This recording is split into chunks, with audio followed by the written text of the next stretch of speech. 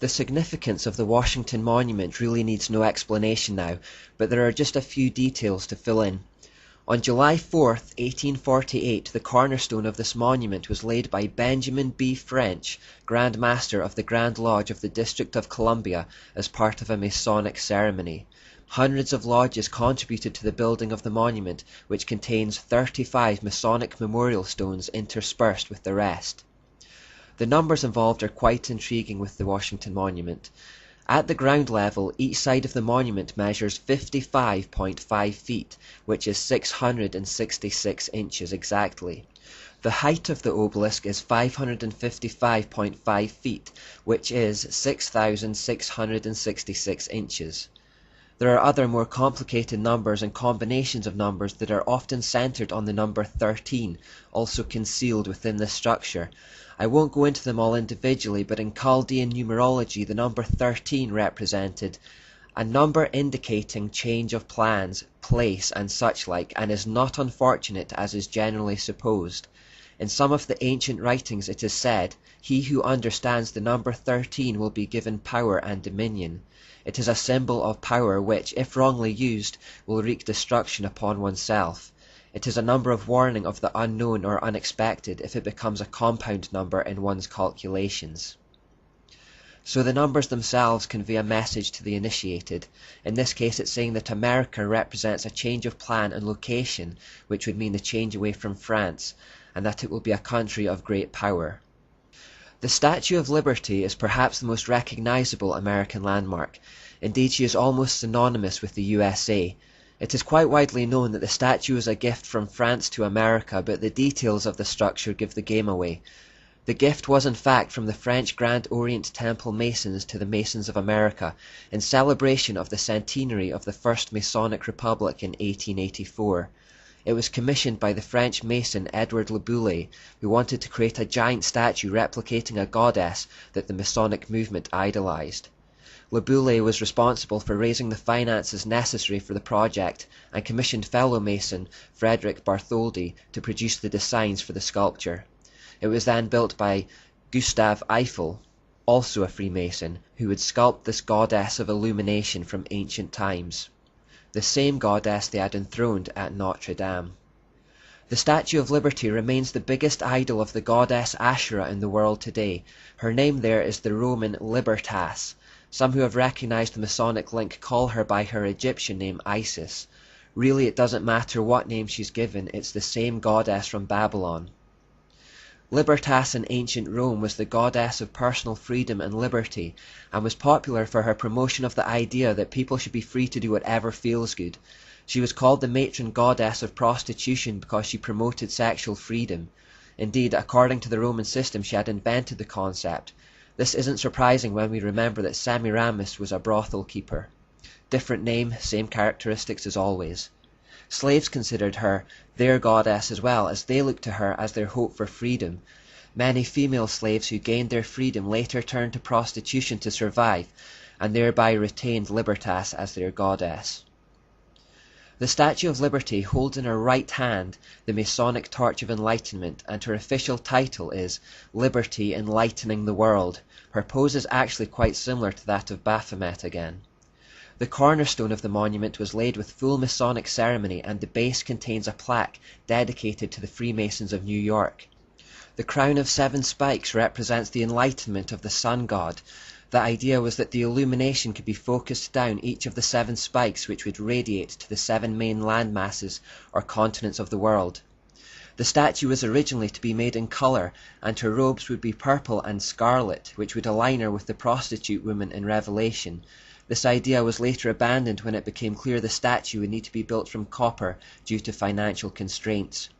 It has also been suggested that the sculptor, Bartholdi, had originally designed an effigy of Isis for the opening of the Suez Canal in Egypt in 1867. When it was rejected for that initial purpose, he merely adapted it slightly as the gift for New York Harbor. The Statue of Liberty is not just the largest idol of Ashura, it is the largest idol ever made by human hands, and beats the previous record holder, the Colossus of Rhodes, into a distant second place. Now this is the American $1 bill, one of the most recognizable and iconic pieces of currency in the world. It is packed with Masonic symbolism. You will see two circles containing unusual images. The one on the left now needs little explanation if you've been following this series from the start, but we can unpack it a little bit more. The Latin surrounding the all-seeing eye reads, Annuit coeptis novus ordo seclorum. This means announcing the birth of the New World Order. The occult agenda is to see the whole world come under a global system of governance, and the designers of the Great Seal here clearly saw that the Masons in America would make it a key player in the birth of that New World Order. Coincidentally, a form of inverted pentagram spelling out the word Mason can be found by connecting the first and last letters of some of the words together. There are also multiples of the number 13 in the dollar bill. For example, there are 13 layers in the pyramid. I'm just speculating here, but because there are believed to be 13 Illuminati family bloodlines in the world today, this could mean that these 13 families of power are the ones constructing the foundations upon which the capstone, Lucifer or the Antichrist, will come. The symbol on the right has just as much esoteric symbolism. Manly P. Hall writes, European mysticism was not dead at the time the United States of America was founded. The hand of the mysteries controlled in the establishment of the new government for the signature of the mysteries may still be seen on the Great Seal of the United States of America. Careful analysis of the seal discloses a mass of occult and Masonic symbols, chief among them the so-called American Eagle.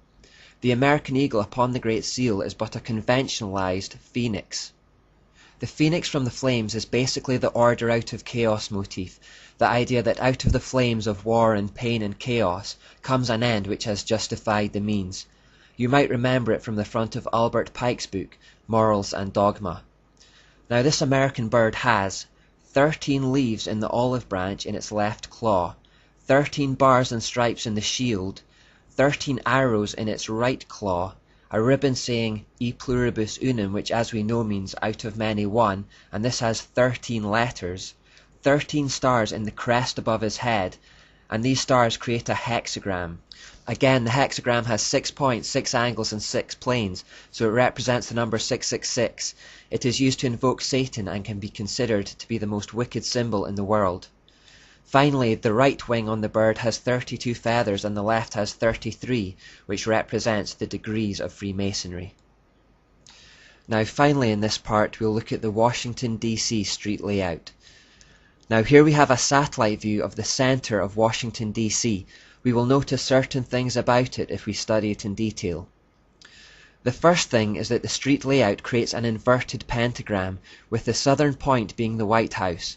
However, notice that the Washington Monument obelisk does not align with the White House.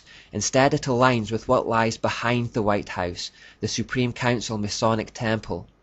The decision to build along this line shows that the Masons believe the real power of the United States doesn't lie with the temporal president, but with the spiritual power they perceive to be behind the president. We have already noted the significance of the Washington Monument in relation to the Capitol, and how the two are meant to generate a kind of spiritual energy.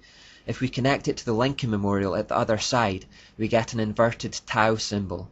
The Tau symbol represents Tammuz, and in astrology the Taurus bull, both of which point to it being a symbol for Baal. Draw a line from the US Capitol and the Lincoln Memorial up to the Masonic Temple, and you create a triangle or pyramid style shape with the temple as the capstone, the place where the all-seeing eye would be. This once more represents the power of the fraternity. Finally, I'm more skeptical of this one, but it's been suggested that if we connect the White House to the Capitol and then down to the Jefferson Memorial, we can also make out a compass and square as shown in the photo.